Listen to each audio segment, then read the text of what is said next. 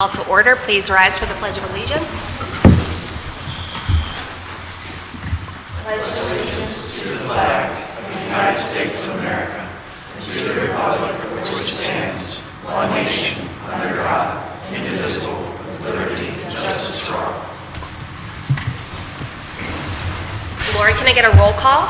Mr. Chapman? Here. Ms. Guthrie? Here. Ms. Terry-Moore? Here. Ms. Miller? Here. Mr. Ziegler? Ms. Gracious? Here.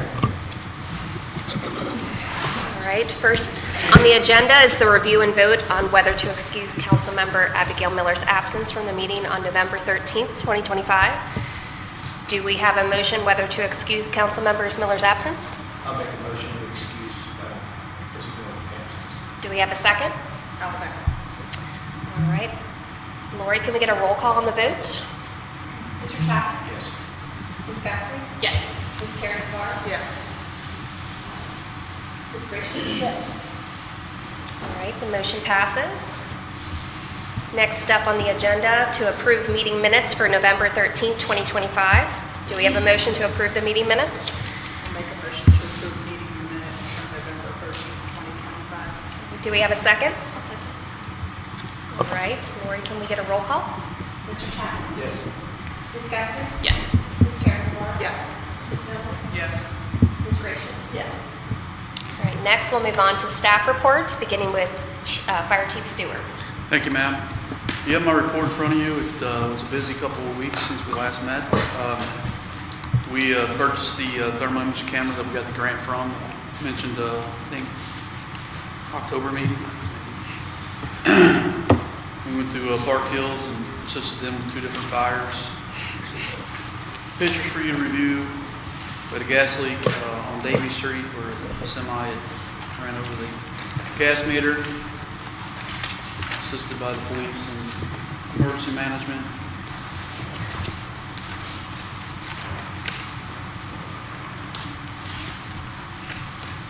And then you should have a report from Don McKay for the recruit and retention training program we have going on. If you have any questions, let me know. At the end of it talked about the SAFER grant and how that's going to end, kind of prepare for that for next year and kind of into 2027. Can you talk a little bit about the SAFER grant? Was it like a one-time grant? Can we apply again in the future? And then what does it kind of primarily fund? Is it mainly personnel? It's funding education and kind of personnel. We're paying for people to go to paramedic school, going to EMT class. There's 2 different facets of that. One is you can apply for it and get personnel, which some departments have, but then you have to have the money to keep them on once that grant expires. This one, we're trying to work into the budget. We've been kind of working on numbers to do this on a little bit of not as large of a scale, where EMT class currently is about $1,000 per student. So we're trying to figure out how much that would be and how to fund that. As far as, do we send,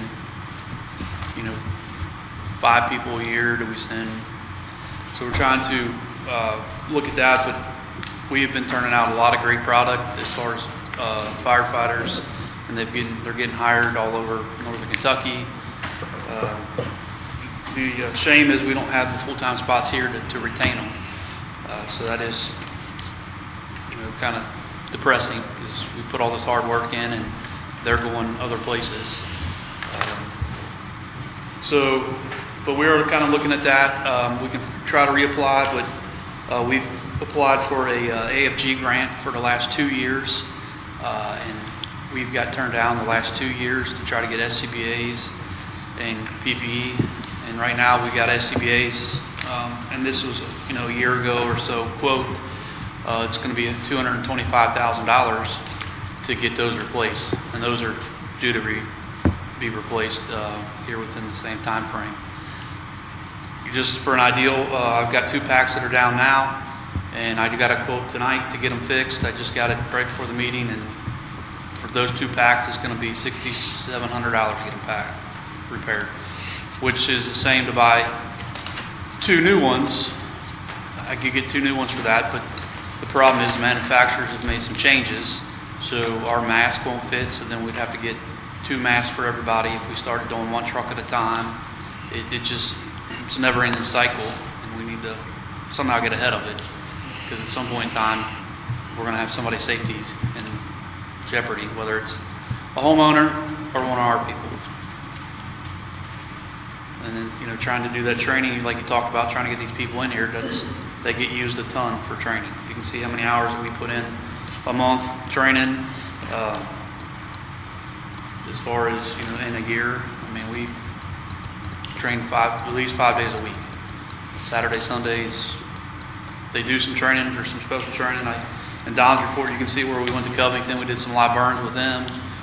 We've done some joint training with Park Hills. So, I mean, there's a whole lot of needs that we need that, I don't know, the next See, couple you of years. responded to a gas leak on Davie Street. Yes, sir. I saw the picture. Did that truck have anything to do with it? It was like in a hole. He ran right over Gary, top of it. South Dakota? It's at the sugar company up there, and they're the delivery company. Yeah, they do. Yeah, they contract with them to make their deliveries. He didn't see it in the grass when he was backing up and ran right over it.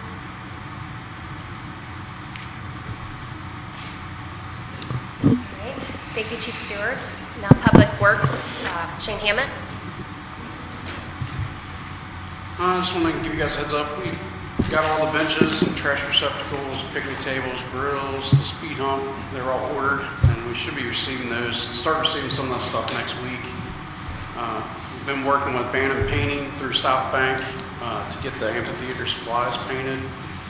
We first thought that Bantam could take the supplies to their shop, but unfortunately the time frame, they had some construction going on, so we offered to let them work in-house at the Public Works. We pulled all the trucks out and gave them enough room to get in there and paint all the boards and get all the supplies done. So here in another couple weeks is when the construction company is hopefully going to start on putting up start building the rest of the amphitheater. So we had to get all that stuff painted before then. I have been contacting Rumpke. I keep getting calls about the trash cans on Elm not being emptied. There's one on Oak Street down by Deverell that continues to be not emptied. I reached out to our representative, and she said she'd look into it, get back with me on it. But I've sent that to her a couple times, and she doesn't really have a good answer for me. I'll let the guys know, but I'm like, I can't hold their hands in the garbage cans and make them empty it. So I don't know, honestly, I don't know what else to do on that aspect. Yeah. Besides reaching out to them all the time. Just want to let you guys know, we closed down the memorial restrooms for the season. We'll have those back open and up in spring. The Dying Maple down near where the ADA ramp's going to be, the new ADA ramp, the sidewalk is going to go right near that anyway. So it's a great time to take that down, because if we tore the roots up, it was going to die even faster than it has been. Last few years, we've had to cut the dead out of it. So it was definitely time to go on that. And we had our snow event on December 2nd. Everything went pretty well on that. We did have one incident where one of the guys backed into a stop sign up at Rivers Breeze, but we had that back up and running in a couple hours. It kind of just pulled it out of the studs out of the ground.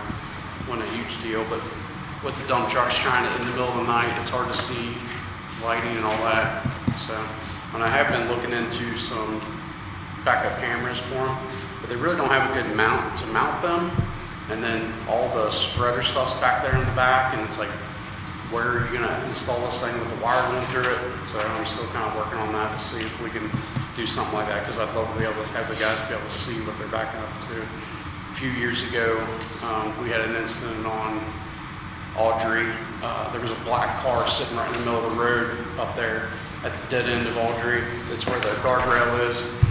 And the guys were backing up, you're like I know where the guardrail is at. And all of a sudden it was like, and hit the car. He got out and was like, there's a black car sitting right in the middle of the street. So again, the camera would have helped out a lot on that too. So But that, if that's the worst thing that happened on a snowstorm, that's pretty good. I'm more worried about the guys sliding down the hills. Zach did a great job up on the City View. That's the first major snow that he had to kind of plow up there. He said he didn't really have no much issue. He's like, that's a steep hill. So we'll keep on it and make sure it's not slick. So other than that, if you guys have any other questions on my report, I didn't mention anything about it. Roads were great. Thank you so much. Yes. Appreciate it. And- The temperature helped too. When it's 32, salt works way better than normal. So I saw as you walk down to Liberty Field, down the steps, there's a tree there. Yeah. Limbs, did they just fall on the road? Or those limbs are trimmed up. They were hanging real low while we had the tree. I didn't know that we had big limbs for them. Yeah, no, there was some dead up in that, and there were some lower limbs that just need to be, because when we're mowing or kids are walking, they're pretty low, and it was too high for us to trim on our own, and so we had the tree company take the one down. They didn't charge much to take those down while they were there, so took those out. Well, which as soon as we can, we're gonna get down there and clean up the mess, because I know the tree's still laying down there, and the brush is still laying down there. We should have already had it cleaned up, but since the snow came in a little bit sooner than we thought, so. But we saved money on us removing the debris and all that stuff, so that's why we did it that way. I just want to say the Christmas decorations look really good. Thank you and your team for getting that tree up and the lights. I know Much we put it up a little appreciated. bit early, but we wanted to get it together since it was Yes. the first year to make sure it had all the parts. When you order stuff, you don't know if everything came with it, and Yeah. want to see how it was going to be installed. We do need to I still want to put a couple cables on it. Might do that next year. It's been pretty good this year, but Yeah. it's got a little lean to it. I saw that, So yeah. we want to straighten that up, and having some cables on it, we can tighten it up and make it a little bit better.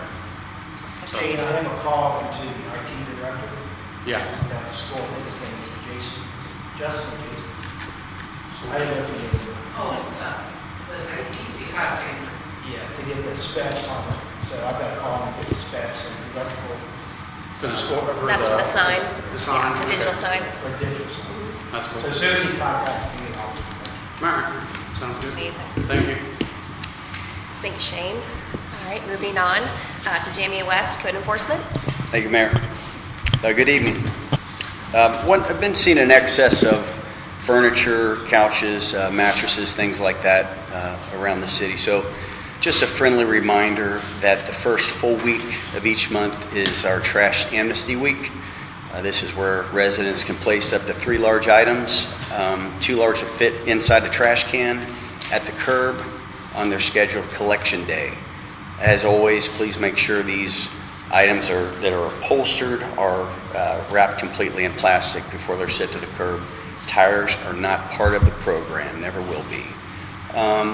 Urban Design Review Board, we did have one certificate of appropriateness approved last month for 237 Elm, which is Bloom. This is owned by Randy Wolford. They are replacing an existing front door, which will look nice. I don't have a finished picture of the door, but we did look at some specs at the meeting, so that'll be a nice improvement to the building. He also just had it painted as well, so Bloom's looking nice.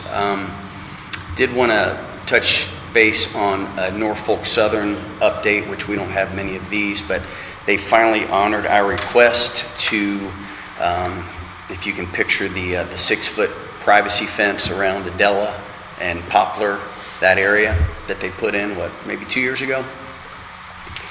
They had overgrowth behind the fence up to 8, maybe 10 feet. Some of these were like small trees. They finally came through, and they basically mowed it all down. They had they rented a skid steer with a forestry head, and they mowed everything down. So it looks nice. So all along Adela, the old lumber yard, Harris Alley, and then all along Poplar. So that's all done, mowed down. It looks a lot better than it did. So a little props to Norfolk Southern there. So what questions you folks have for me, if any? Jamie, I saw that you had some information, and you do in all of your reports about the rental licenses. Do we have a public-facing list anywhere of those addresses or locations? Public, no. No. Okay. We have one in-house. Okay. Yeah. The reason that I ask is, I think it was just yesterday, the city of Cincinnati released a new like rental platform where residents and landlords can go, and it's kind of like a city-run platform, but you can look up, see where all those different rentals are, so that I see in the Ludlow Facebook pages all the time, like, hey, anyone know of a rental coming available in this place? I'm just thinking that maybe something like that could be helpful to make sure that we're filling some of these vacant properties if there Yeah. are long-term rentals available. Yeah, If there's something we can interesting. explore. Yeah, yeah, Just thinking. yeah, it's good, that's a good point, yeah. Those are available on open records requests, public records requests, but because of the way that the applications are in, they contain people's home addresses and information that needs to be redacted. So the information exists, but not in the form that it is. It's not Easily it's not a digestible. one-to, it's not a one-to-one to be published. Not either. public, right. Right. It could be, theoretically. Thank you. Yeah, I guess I would say I don't see, I see very few landlords having a hard time Dylan. filling these up. Yeah. Our lovely landlords and slumlords. All right, thank you. Thank you, Jamie. All right, moving on to Chief Beck. So I noticed sitting here that all my supporting documents weren't attached to my report. I don't know if I sent Laurie the wrong PDF. It's the right report, just doesn't have the supporting documents, so sorry about that. But anyway, we had roughly about 860 calls. Out of those calls, about 560 were proactive, foot patrols, house checks, vacation checks, stuff like that. That leaves us with about 300 reactive calls for service. December, usually we go into kind of a winding down phase, probably because of Christmas, I would imagine. Things slow up a little bit. But in-house, things pick up a little bit more because that's when we do our policy reviews and all the end-of-year stats. So in January, you should get an end-of-year report for 2025, calendar year 2025. We'll review things like use of force, pursuits, stuff like that, to make sure that we're still following best practices if we need to update anything or take anything out. We did have, Darrell Caldwell has tendered his resignation. He's the second one in about 2 or 3 months. He and Officer Hampton, who left a couple months ago for county police, both of them left. I mean, they're not just leaving for a couple thousand, they're leaving for tens of thousands of dollars. So I think the only way to kind of move forward being responsible is investing in somebody and sending them to the academy. By doing that, we can lock them into a 5-year contract that the state helps us to enforce. But the downside is it's almost a year before they get out on the street. So it's kind of a double-edged sword, but I mean, we can't just keep spending $2,000 or $3,000 to outfit a new person that's not going to stay, and there's no ramifications with them leaving for the next best offer. It's just kind of one of those things that we're going to have to bite the bullet and try and find somebody and send them to the academy. All of our training has been completed for the year. We're in the process of signing people up for next year, for all their in-service next year. And I wish you could have seen the new DART report for the investigations, but it's not in there. It was missing a little bit of information. It should be in there, so next month you should get a nice pretty report with all the information that I want you to have. And other than that, that's probably about all I got. If there's anything else, I'd be happy to try and answer it. I saw the record agreements. Yes. So I looked at the one for Taylor Mill. It looks like, they have a round robin. It's good that they're holding the city harmless or the damage. So that looks like it's kind of there. I don't know why it's on 240 days. But that's something we can change. Yeah. When I look at the city of Berlin, it looks like Berlin is doing different things. They're more of a leasee, and they're getting paid $40,000. I'm sure that covers costs of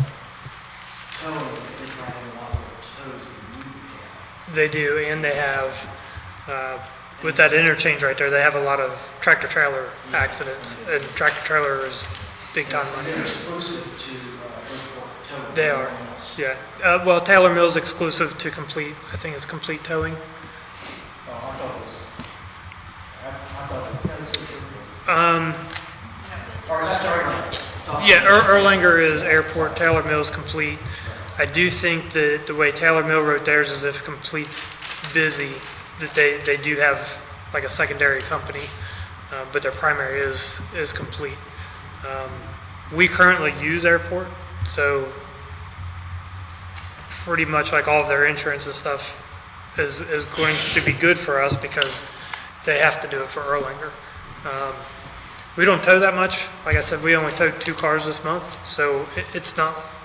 Would you rather have like several contractors around? I would rather just have 1, maybe 2, just because we don't have to sit there. You know, on third shift, if you get a DUI accident, there's some legal issues that we have to deal with. We have to get that suspect to the breath test location within 2 hours. But we also have to stand there and wait for a tow truck to show up and tow the car because we can't just leave the scene. So if we only have 1 guy out at 3 in the morning, you know, he's kind of tied up and I need a tow truck to get there sooner than later. And I don't want him to just sit there and wait for dispatch to go through a list, which in the past, believe it or not,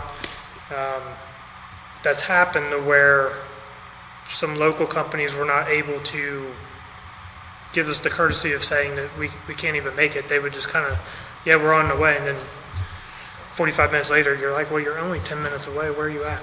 So I would prefer just to have 1 good reputable company.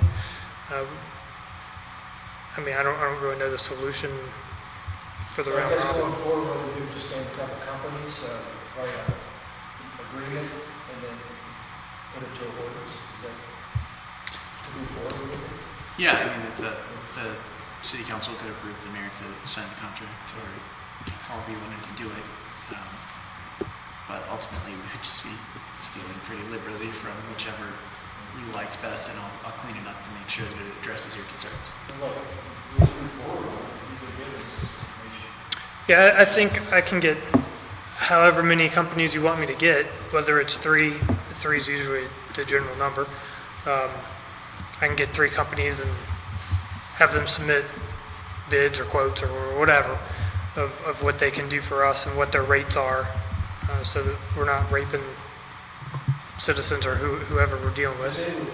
So, the city would pay for the tow, the No. person getting towed would have to go get the car themselves. Correct, but what we would have a little bit of control over their ability to just arbitrarily change their rates throughout the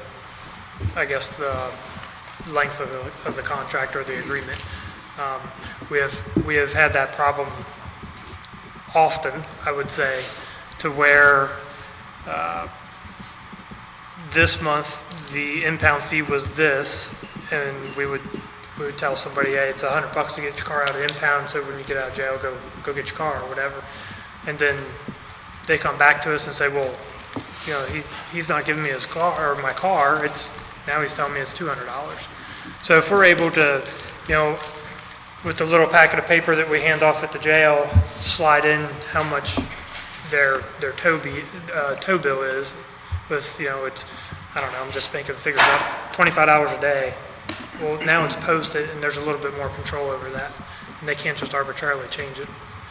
That's kind of my goal in all of it. That makes sense.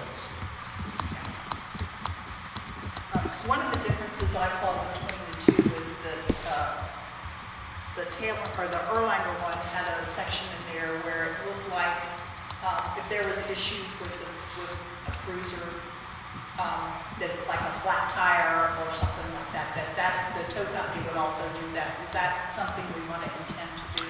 Yeah, that's pretty common. No matter who we've ever used, they've always been pretty good about it, because they're kind of making money off us, so they kind of want to keep us happy too. So whether it's been in writing or just a kind of a gentleman's agreement, it's always been like that.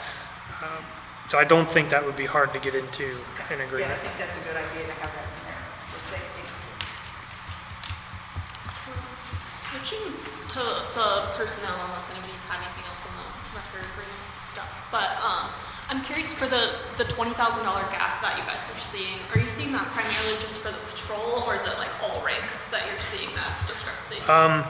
So I could retire today and go make more money being a patrolman somewhere else, which is a lot less responsibility and a lot easier. I don't have to answer the phone. I just have to worry about myself. I don't expect you guys to give us a $20,000 raise to make us competitive. That's not realistic. There's other benefits that I get by working here, and just like everybody else. There are some other more creative things that we could look into. It's not an overnight solution. I know Park Hills gives, you got to be very careful on how you word it, and I don't remember what the correct terminology is, but basically they give you a reimbursement or a stipend or something for not taking their health care. We looked into that last year. Mr. Chapman brought up the fact, well, if somebody doesn't take our health care, we give them money, and then all of a sudden maybe their wife loses a job, or they change jobs, and now you're relying on your wife's health care to get you health care. Well, now you have, what are you going to do? How are you going to get back onto the city's health care? Me personally, and there's probably 2 or 3 other people within the city that also have it, I do not take the city's health care. In exchange, I get an FSA account of $2,000. I've gotten that since roughly probably 2011, 2012. It's never gone up. I'm not complaining or anything, but that would be, like, I'm saving the city a lot of money. I'm not tooting my own horn. It just is. My wife has better benefits, so it works out for me. So you could go that avenue. Park Hills gives another $10,000 if you're retired, because they don't have to pay into your pension. So there's other avenues. It's just how creative do you want to be, because there's only a limited amount of money, and you don't want to pigeonhole the next guy down the road, or you don't want to alienate them from not being able to get back onto the city's health insurance or something along those lines. So. When's the last time, or if ever, has like Ludlow done like a market rate compensation evaluation to kind of look at how we compare to other jurisdictions and The compare our salary benefits survey is actually package? out right now. I think it comes out every 2 years. The Northern Kentucky Ag District does one, and then all the cities. But it's kind of, some cities play and submit their information, and some don't on purpose. And so sometimes you can get a good feel for what's going around. I can tell you, especially in policing, because I did that for a lot of years, we know exactly who's making what. Same thing, firemen, we're pretty good. On the city level, city government, they tend to hold back on their numbers sometimes and keep, so sometimes you get a good idea for it. But about every 2 years it comes out through the county, and it gets, well, not in the county, Northern Kentucky, and it gets distributed. So they're actually asking for information now for next year's survey to come out. And we're usually pretty keen on keeping an eye on it, because this has been an issue, and I've known it's going to be an issue for the next whatever, because the police and the fire budgets and things like that are so high as it is. And just to kind of play devil's advocate on the Park Hills thing, you say, okay, we give the retired guy an extra $10,000. Well, you're just giving him a $10,000 raise. So instead of paying $80,000, you're paying him $90,000. Well, if we can't currently pay him $90,000, how are you just going to throw him a $10,000 raise, right? Because the money really isn't there for what we have right now in our budget. It just isn't. And it is a problem, because, like you said, he could leave and go big Trump. I could leave and work in a police department for more than I make doing this job, which is insanity. Like you said, that in any other city, the city administrator would not be able to make the same amount we're like here. And it is a problem. It is a discrepancy. Without the economic growth in the city, we do not have the ability to do it. If you're going on property taxes and they do new development things, everybody's like, oh, we got this fish home. That's true. But we also have roads that we're looking to do. We have parks that we're trying to upkeep. We have all these other grand ideas that we want, all these wants. And we need to increase the salaries. That is an absolute, we have to, because we are losing people. is the ability there right now to do it? I don't know. It's, we've gone round and round with this, with multiple council members, and in every Chiefs meeting in the city manager's meeting, we talk about this nonstop. If we're in Erlanger and Edgewood, Florida, they have hospitals and things like that. That's what they have that we don't have, is the business. We do not have a business. And if we fill a business district, in our business district, it still will not be enough money to do what we're talking about, because those are small businesses that bring in small amounts of money. That isn't enough for economic growth. It is that West End development, that railroad property, and things like that. If we develop those and get business coming in, that's when we'll be able to catch up. It would be nice if it was next year, but it's not a reality. I just know with the pay scale that we're going to look at, we're looking at adding one full-time position. Yeah. You did a survey of some of the cities. I don't know if they get all that information.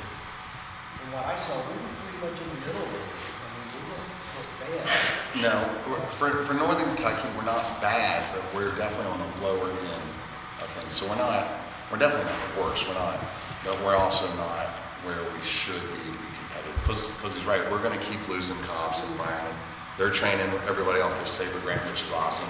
But they're going to other places. I mean, the cities are thanking us. Yeah. Thank you for training them and handing them over, and that's wonderful. Yeah. And it's great for us as a neighboring city to be a good steward of our communities, but it just does nothing for us longevity with police and fire. And even public, and I'm glossing over public works, but the truth is we don't pay our public works enough either, to where I try to get somebody to come either seasonal or whatever, and we're going to add somebody to public works, well, they can make more mowing yards for a company. Well, why would you come work for a city if you got great benefits and stuff for this lawn care company? So it's challenging. It's the biggest challenge. I guess other cities do, but one of the real good benefit we have here with that, I agree with doing your own thing, but just the fact you pay 100% of the healthcare. Oh yeah. That's a big benefit right now. Most companies that I know of don't do that. No, and we've. I'm not saying it's the answer. No. All cities do that now. Almost every government agency does that now. That used to be a big thing, but now you go to any fire department in the area. And they're paid. Yeah. Yeah, it's definitely a trick. It's a challenge. It is the probably number one challenge for the city, other than bringing business here. That is the challenge. I literally have part-timers that don't put a lot of availability because they go somewhere else and you make a whole lot more. So there's times I have 32 open shifts in a month. I have to pull my hair out to try to get it. It is challenging. That's why he keeps it shaved. So I can't pull it. And they go, you say they go to other cities for different jobs altogether. They work in a couple different departments. They work full-time somewhere else and part-time somewhere else. Let's say union, and they go make $24, $25 an hour. Or come here and make $12 an hour, which doesn't really pay their fuel or their lunch by the time they make that, by the time they come down here and work for 12 hours.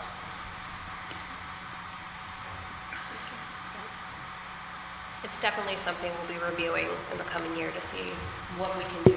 We're going to do it the best that we can with the revenues that we have coming in and expenses.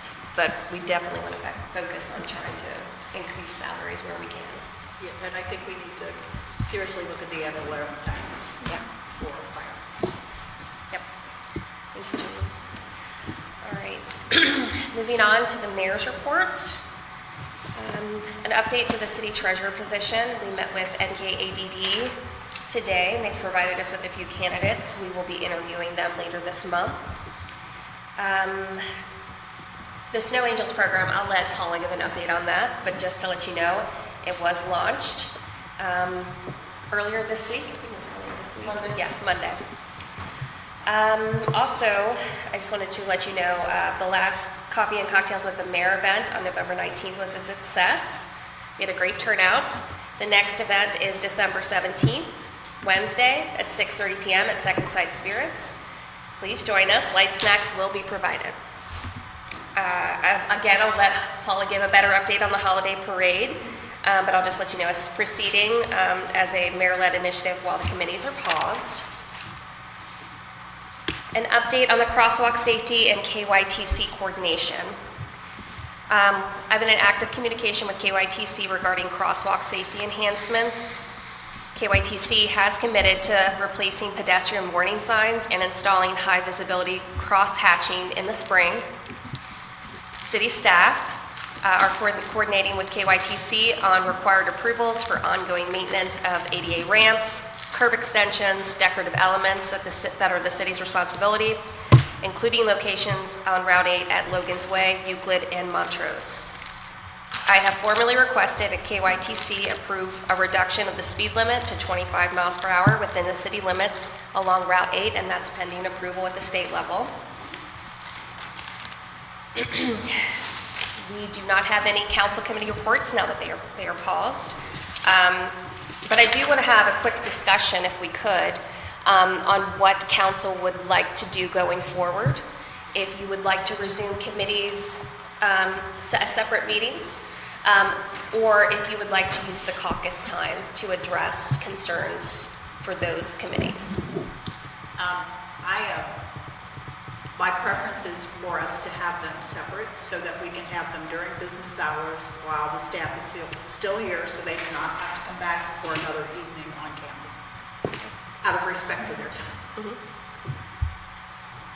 I would say the same thing for the finals. And if it needs to be open to anyone who wants to attend, so be it. Just Have it at a time that people can show up. just so you guys know, there would also have to be minutes taken. Yes, this would be a noticed meeting. I mean, but I understand it has to be open to the public. Yes. It does, Correct. and we can do it a couple of ways, which is notice each and every meeting, public notice as though it were a special meeting. But what I've drafted, and it's still a very, very rough draft, is to just set those meeting times by ordinance. So you all would discuss, it would have to be while discussing the ordinance, but you discuss which days you want each meeting to be, and we would set it. You could move those if required, but it would follow the same rules of a special notice to get the meeting moved. So however you guys would like to do it, but we'll set something in stone one way or another. And so the real holdup is simply deciding what form we want it to take so that we can get it in writing. There's a rough draft that's waiting for input. I'll speak with the mayor today if you're going to be here after this meeting. I'll be here. Okay. To get it docketed for a first reading. It may need to undergo significant change after discussion, but we'll get it on for a first reading in January. Everybody will have to keep minutes. It will have to be open to the public and have to be held somewhere where the public can be accommodated. It doesn't necessarily have to be this room, but it has to be a room that's large enough for the regular number of attendees. I Which- think this would be great. Which we don't know yet. Right, no. I think this room would probably be the best meeting space. That's fine. Does anyone else have ideas about the committees? Ms. Miller? I agree. I think following the law is a great idea. I mean, that was evident.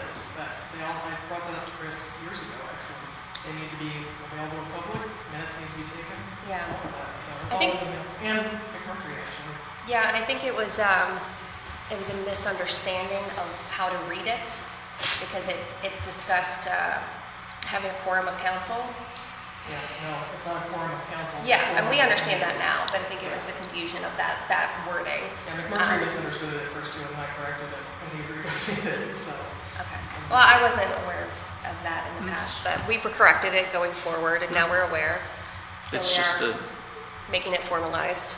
yeah, you were correct. Yeah. There's no, Yeah. but if we're going to fix it, we should fix it. Exactly. That's 1,000%. right. Yep, it should be correct going forward.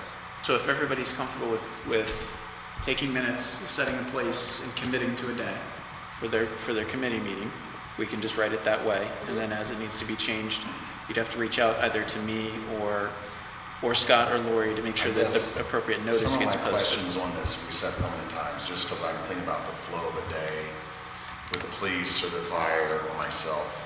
And, let's say we set it 11 a.m. on whatever day. What happens if one of these guys would have to cancel last minute? Now it's a posted meeting, it's supposed to be whatever. police chief can't be there, the meeting's canceled, public shows up, or one of the committee members don't show up. Does it continue? We wouldn't have a quorum. Because it's going to happen way more than you think in the middle of the day. That's why I say we set it in the middle of the day with guys with work hours. Same thing with public works. I mean, if he's got something going on and you say it's every Tuesday, the Tuesday, whatever, and you got all this snow going on and it's canceled, or he cancels it the day before, then are we going to get the whole, you can't cancel it at the last minute, here's the penalties. That's why I push to say during those caucus or after hours, I know it's inconvenient for everybody and they can comp it out or do whatever they got to do, but it's outside our normal working day where we're trying to achieve all these tasks that you guys asked for and the emergencies that come up. Because when those happen, are we going to then get the scrutiny of he's canceling them last minute, it's his bull, because I think that's going to happen more than we think it's going to happen. Well, I would say it makes sense to do it after hours, because if you're having people from the community attend, can It's easier. during the day, most of them are probably working. Right. I know, but then if you want it during the middle of the day or the early mornings, then you get the pushback to say the only time I can do it is 6 a.m. So, you know what I mean? I'm just trying to get ahead of the complaining, the argument, or the problems, because it's easy to say we're doing it in the middle of the day, and then people go, well, great, the public can't come. And then we do it at caucus in the middle at night, and do like they don't want to do it then. So I just want to make sure that we're clear going forward, and we don't have to do that now. I just want to make sure that we approach it right to where we're not having the same conversations or arguments later. Sure. And I don't have a pony in this race, so I know.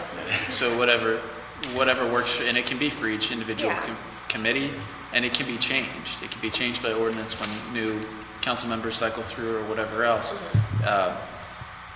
Whatever we choose will face the possibility that it may need to be canceled. The committees will function. So the only committee that actually takes any action is Parks. That's the only committee that actually takes any action. So as long as you have a quorum to call the meeting to order and to close the meeting, which is just a simple majority of whoever the committee member is, that's all you need.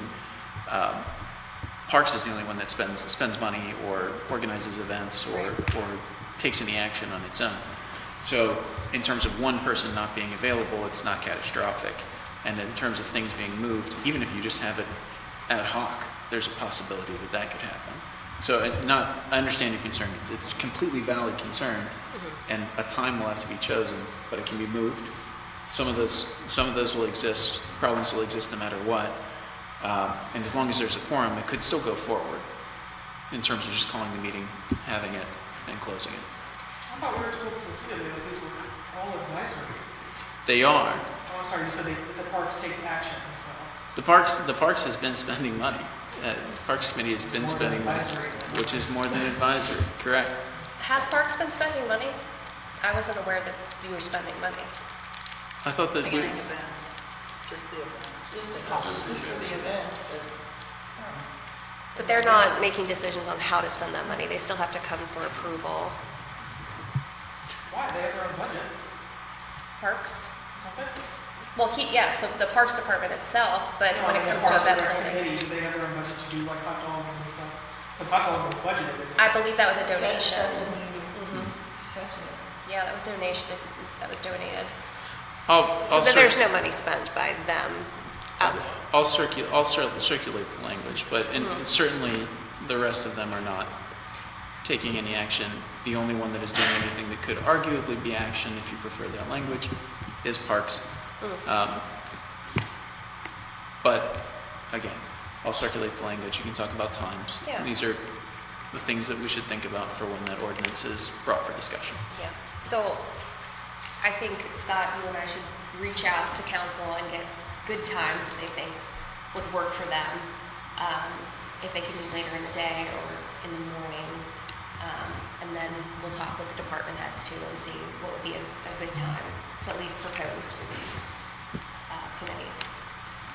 All right. I'd also like to ask that, even if we do the committee meetings, which I'm in favor of, because I think it's important to have people kind of champion and help moving the work forward and making sure nothing's kind of getting lost in all of the different things that we've got going on. But I would also like to ask that we kind of, whether it be quarterly or what have you, get onto a schedule of having those committees present to the larger council on some of those smaller, like more nitty-gritty pieces that, to be able to provide those updates so that when we have future budget amendments or what have you, we can have full presentations from those committees.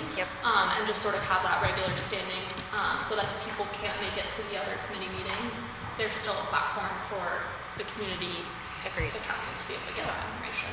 And on That's that, actually KRS, that's statute as well. We should be presenting, we Yes. should have always presented. and that is part of the plan, is to do a quarterly reconciliation and presentation going forward. There's people that come there, the residents are allowed to come there, are they allowed to ask questions and all that, are they there just to observe? You can set your own rules for your committees. So if there's no, there's a rule that certain committees do need to allow for comments. I don't believe that any of the committees that we hold do. I'll be certain of that before I circulate the ordinance for approval.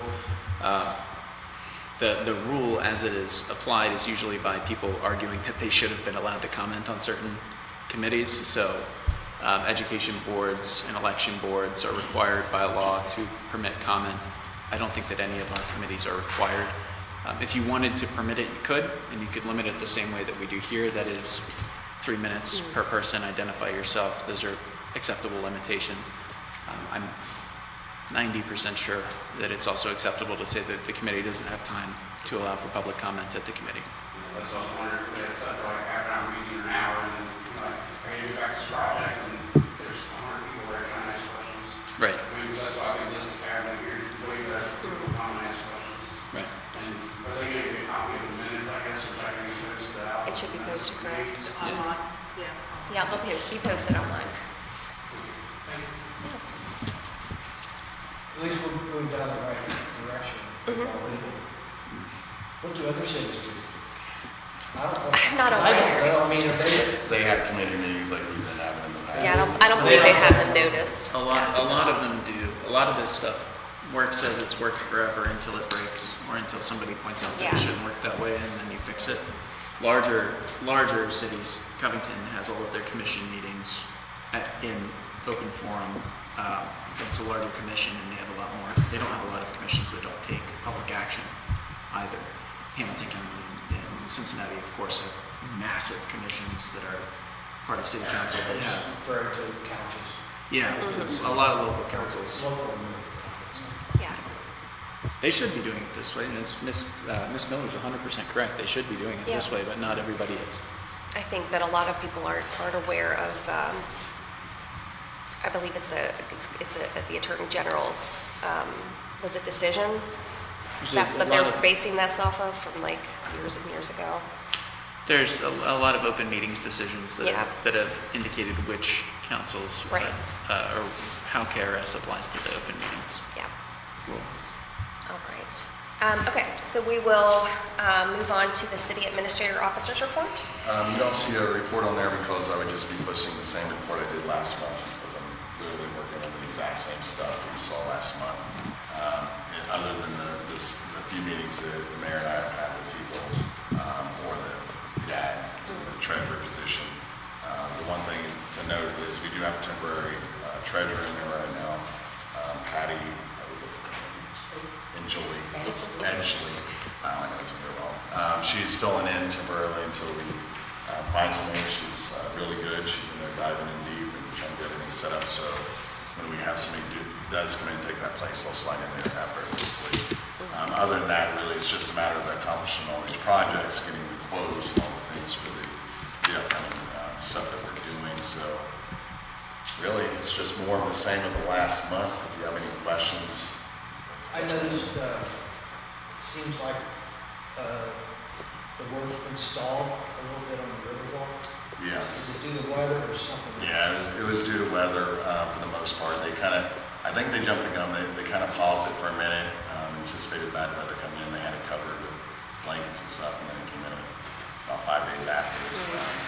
But he said as soon as they can, they're going to get back in there and start working. So that's good that it wasn't something else. No. It was, the company anticipated weather early and lost a few days, but not too big. Snow was What's that? That's November 6th. Yeah. People still working hard, so. All right, thank you, Scott. We'll move on to citizens wishing to address mayor and council. I will remind you, public comment is welcome, limited to 3 minutes per citizen. Please approach the podium, state your name and address, and please remain respectful.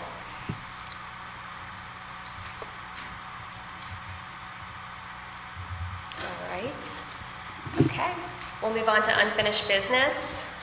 In regards to second reading of ordinance 2025-15, we're tabling that tonight.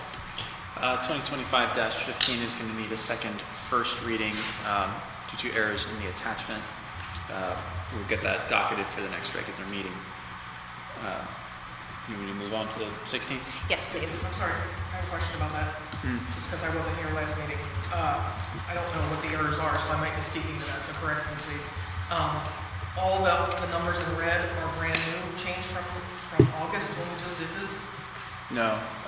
The intention, and part of the problem is that there's a code enforcement, not code enforcement, I'm sorry, the community center position is to go to full-time, and that is all that is supposed to be changed, and that is supposed to be... So not all of these should be red? Red does not indicate in this case that it has all been changed. No. I was going to say, wow, that's a lot of change. But again, it will be much easier to describe what it is supposed to be. I'll get the correct attachment out, and I apologize for that. Does that answer your question fully and completely? All right. Moving on to 2025-16. All right. 2025-16 is an ordinance amending the budget for the fiscal year July 1, 2025 through June 30th, 2026. Calls for increased revenues to $6,012,310 and increased expenditures to $5,980,932. This includes a $250,000 transfer from the general fund to rectify budget shortfalls and leaves us with a budget surplus of $31,378 unaccounted for. No other material terms. So, I've got some questions. Do we want to have a discussion on this first, or go ahead and make a motion? If you want to go to the I discussion just want to first, make it's some fine. comments to see, I know it looks like the revenue went up from, That's correct. which is good. It looks like grant revenue went up about $110,000, which is good, so for some reason. Yeah. Yes. It looks like, but the tax revenue went down. Now, in respect to the budget, I guess, the way I would look at it is, it went down, I know payroll's probably going to go down because the school is probably close to finishing the project. So we're not going to see that payroll then, but we are going to continue to see what's going on at the city. So to project that, and I know we don't get 100% of our revenue tax for real revenue property. We're about at a 97%. So it's good that we're not projecting that whole amount. And I know we're not getting, I think we're getting about 30 to 40% of our personal property tax revenue, Right. which should be somewhere around, I think we collect 100%, it's around $190,000, but we're 30 to 40% of that. So I'm sure we're projecting that lower number, which is good. So we're not over-projecting revenue, so it's good to under-project revenue, right? I think. But going forward, it would be nice to try to collect as much as Yes. personal We property need to tax. do research on why we're not. So other than collecting that, I higher. think it looks like a good budget. So- Like Lori said, that a lot of the reasons you're not getting is because it's not even entered yet. So it's not even entered, so to project, you can't even do it because you don't even know what's been entered yet in some of these tax calculations. But at least with the tax, we're figuring low. Oh, yeah, it's a very conservative versus an overestimation. Do you know what our carryover budget is in general revenue? in Yeah, general? I have these amounts right here. That's, was it $30,000 is what we have. I mean, In current, total? general fund revenue. In the general fund, Balance. yeah, in the general fund, we have $2,550,000. I expected that to be high with the tax. Yes, we just collect, yes. And then in our reserves, we have $1,500,000. Those are good carryover numbers. Oh, yeah, I mean, they're good numbers. There's, what? You expected Yeah. something negative from No, I think it's good. I think it's a good budget, and I don't think we're gonna have any financial. No. Yeah, So, thank you. Mr. Chapman? I have questions. Yep. Lots of questions about this, I think. So just to be clear, there's about, I guess my first question is, so why are we amending the budget for a almost $32,000 surplus if a lot of it comes from the transfer from the general fund? Like, why don't we just budget for zero? Because I don't think the budget's gonna work out exactly. And actually, at the very first, when myself and Mayor were working, we were right at that zero. But to have a little bit of a buffer for those accidents, mistakes, the last minute purchases, something that happens, instead of coming back and having to totally admit and get it wrong, it's better to have that little bit of buffer going in before, because no matter what, just because when we amend it again, everybody's gonna be on Fruit Loop. Come May, June, we're gonna amend it again, but at least now, if we do have a fire truck go down, or a dump truck, or something happens, and we need that buffer that we aren't accounting for, because right now, it's pretty specific to every one of these items. It's about as, we went over this and over this and over this. This is very ideal. So that 30,000 is really the buffer of, hey, hopefully nothing happens, but if it does, you guys already, you recognize that money's there to afford it. You know, versus just going zeroed out balance, and something happens, we're gonna have to come right back and say, we already know we've left the budget because the dump truck totally, took a dump on us. So instead of that happening, we know we at least have a little bit of buffer up till May, June. That's it. But where is it in like the line item budget? Because you can't transfer between, like, It'll go straight into the general fund. okay. And I mean, and all this is gonna be spread out. Like, if you look at the budget is printed out, you'll see every line, and that was with the last report, I believe. Yeah. It showed where each line was going, 30,000 or 20,000 or whatever. Right. So But they it's still kinda- remain in those separate buckets between administrative, police, fire. Right, and they can't be transferred between. No, No. exactly. So that's what I'm saying, I guess, is if the fire truck goes down, you still have to come to council. We would. Yeah, you still have to get the council when I have them there about that. Okay. But we'll be doing a quarterly review, and we will be amending the budget again February, around February, March probably, as needed, if it's needed. But for right now, this is the best that we could come up with our revenues and our expenses. I think we just transferred a flat amount of $250,000 just so that we have the funds in the general fund as if needed. But if not needed, we can amend that again and potentially zero it out in the spring. Okay. I see we corrected the big error, the $570,000 error, thank you for that. We have Park Amphitheater as a really small number, right, when the glasses on. I think it's 50,000 in revenue? What is It's that? a grant that we've received. Oh, it's a grant. Or donations. Yeah, it's not, yes, it's not technically a grant, it is a donation of $50,000 from a private individual. Got it. Let's see. We had another administrative error, I didn't catch this one, from 22,000 down to 2,200. Correct. For the, sorry, the fire and EMS interest, it was just that figure, I guess. Gotcha, I knew that. It's even smaller.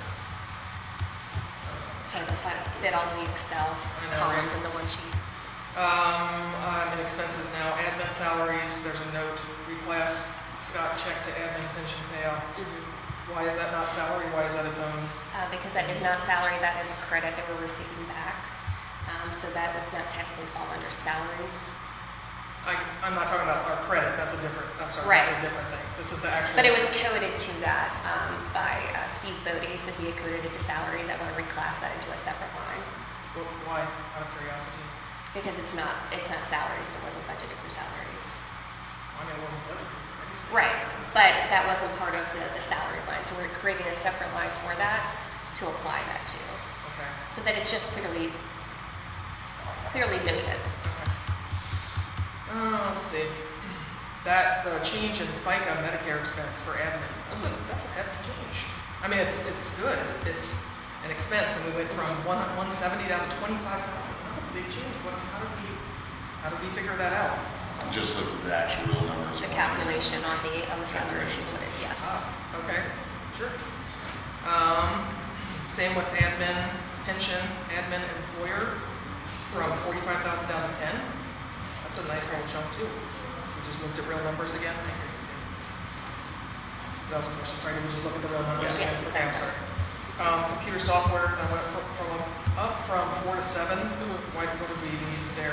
There is new equipment that was installed in my office for my use because I was not outfitted with that. What is the equipment? It's monitors, this laptop, that's it.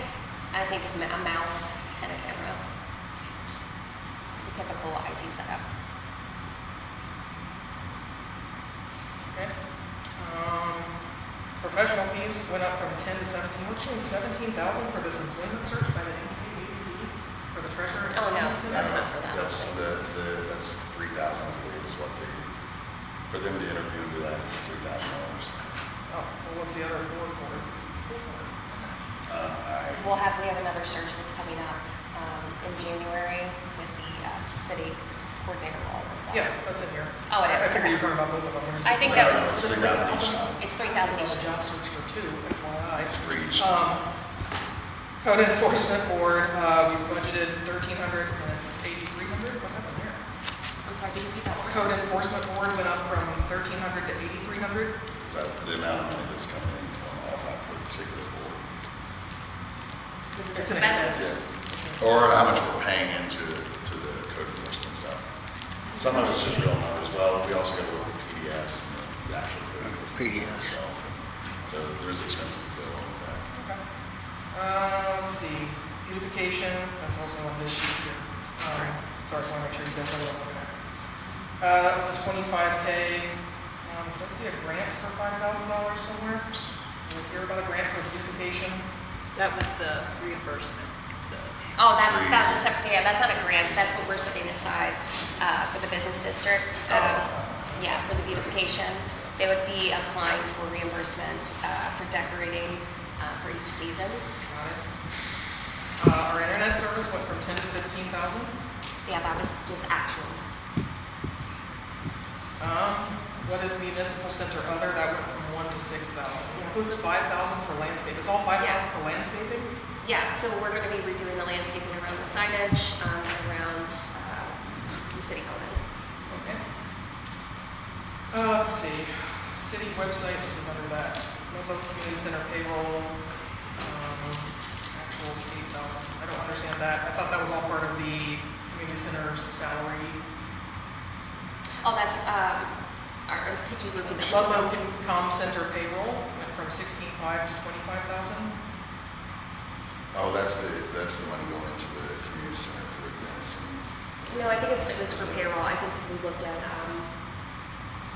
the actuals to date and we did a projection for the higher amount. Okay. Who are we paying other than the community center coordinator?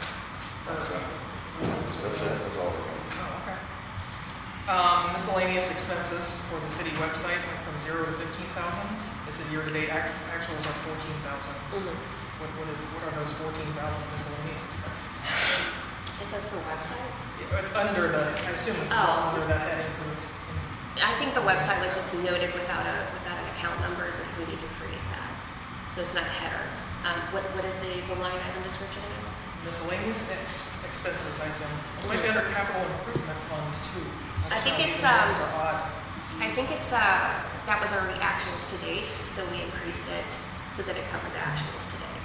What are those expenses? I don't have those off I the can give you an list. example of one I saw, the paper for the community center, I don't know. I think it was just listed there as Bodie was trying to figure out where to reclass them. So for now, they're sitting there. We will reclass them, and that will be done in the coming months. Okay.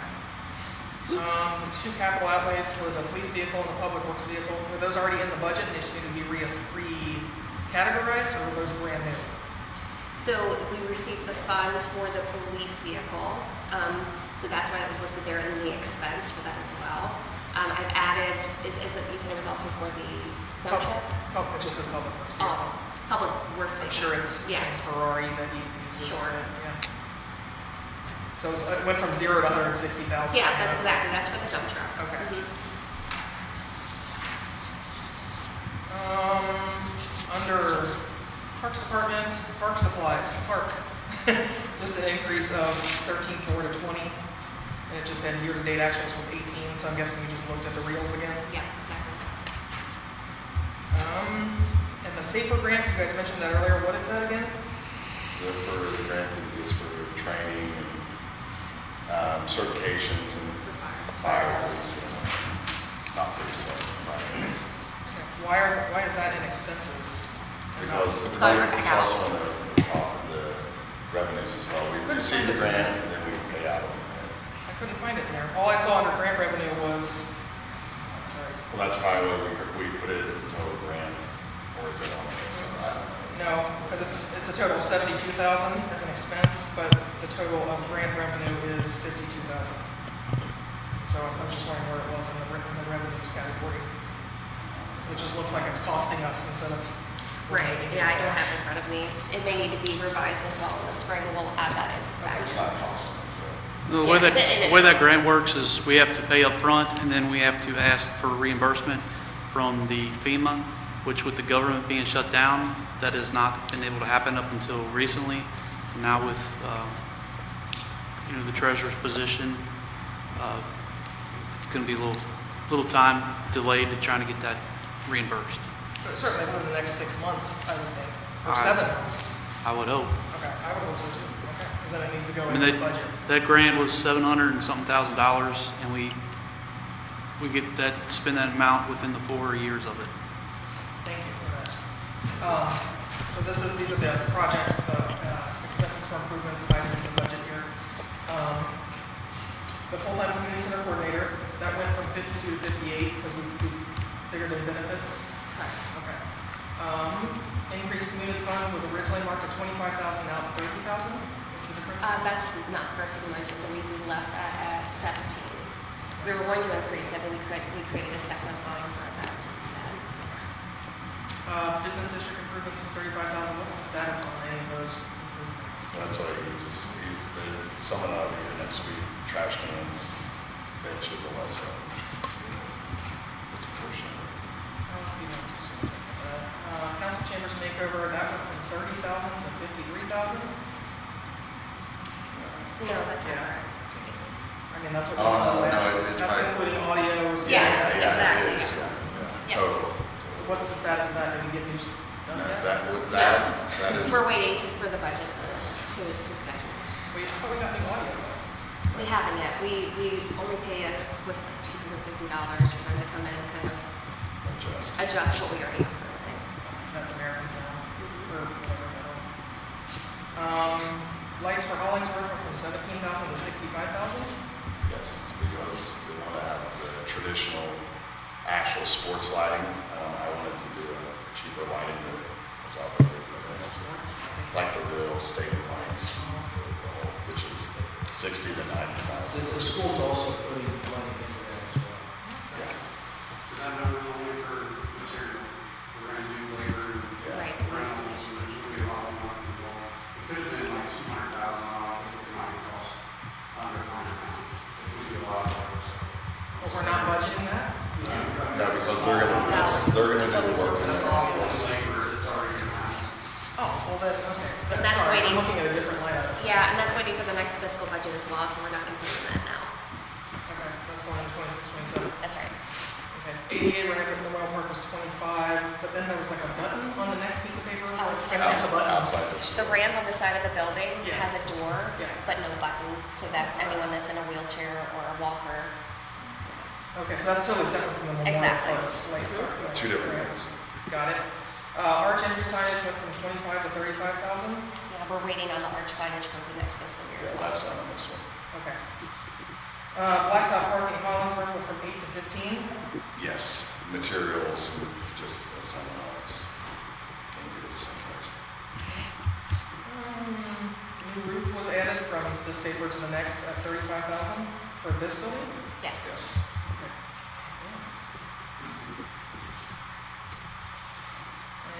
talked about the beautification grants. So any of these in status or in movement now? Progress, thank you. It's late for me. The business district, some of the benches and stuff been done, the speed humps are already installed. It's up to the other, it's not, One one's of them, not right? being Well, yeah, one of them is installed, but, let's see. That is the only thing currently other than the amphitheater. That one's in full swing over there, painting the materials and stuff like that. That one's going. A lot of these other things are waiting for this approval. Literally, I'm not scheduling anything until you give the okay, and then those calls will be happening tomorrow. Probably. Yeah. All right, thank you for answering my questions.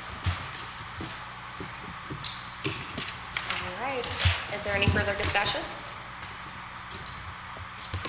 I'll make a motion to prepare for discussion. Sure. I'll make a motion to approve ordinance 2025-16. All right, do we have a second?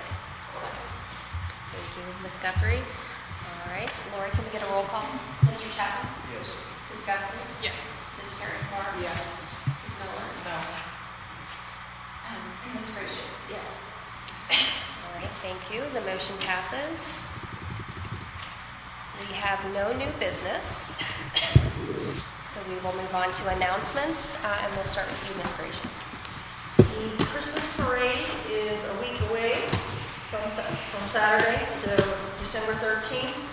We will start at Oak and Carneal, and we'll wind through Ludlow and Bromley. We will end here at the train viewing station with hot cocoa, hopefully good weather, and lots of fun for everyone. Thank you. Ms. Miller, do you have an announcement? All right. Ms. Terry Navarre? I have nothing. All right. Ms. Gracious, I'm sorry, Ms. Gracious, Ms. Guthrie. All good. I just wanted to highlight Kalina's Corner and then also the Tavern are both having events on Saturday. Kalina's Corner is doing their grand opening. The Tavern's celebrating their 10th anniversary, so just wanted to kind of highlight those as two community things that are happening this weekend. And thanks to Paula and everyone who've been working hard on the Christmas parade. Really looking forward to that on the 13th. Really appreciate all the work again on the budget and the pieces that are going on there. Looking forward to that schedule rolling out in the new year to just continue to focus on those budget pieces. And then the last kind of, I guess it's not really an announcement, but my kind of request would be, and I know Sarah and I have talked about this offline a little bit, but making sure that we like post the council agendas potentially maybe 72 hours in advance, just so that if we have any changes or things that we need to make, we can do that, as well as posting the resolution language, so that community members can see the resolution language that we're looking at as well, so that when it comes time for public comment, people have the opportunity to look at that content. We have tried to do it earlier. Usually 48 hours is kind of the running number that we get. Some of it is just as far as projects being accomplished, phone calls coming in, different expectations. Every time we've done it, and this is in years past, 72 hours or more, we get here and half the agenda has been changed last minute, and you have last minute changes, and it's been reprinting. So we found that 48 hours is kind of the sweet spot of where everybody gets their reports in, they're accurate, and we're not having to go back and change the agendas. I'm not saying that we can't try it, but a lot of times the information comes in and everything goes to Lori, and then Lori has to get it all together and get it put out. And 72 hours or longer is very difficult in this city, and it's proven not very effective. Just a heads up.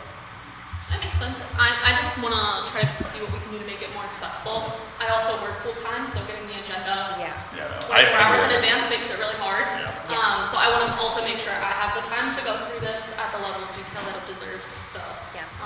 happy to explore what options could look like. Yeah. Thank you.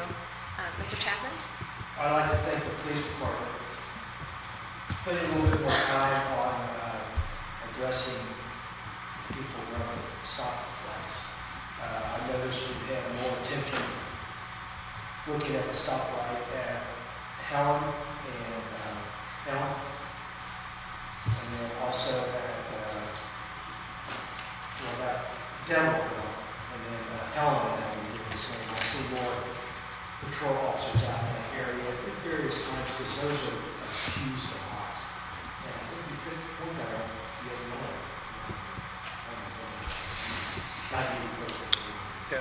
So thanks for holding that portion.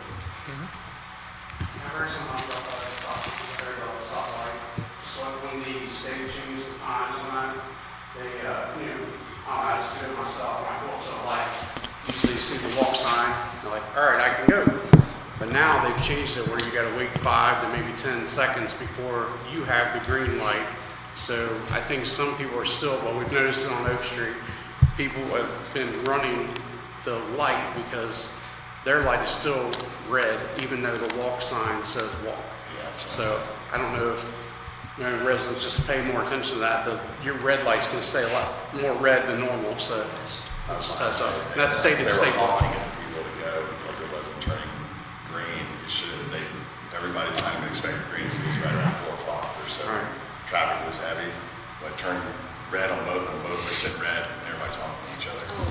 Oh yeah, it was, and you could tell they were like, go, somebody just go.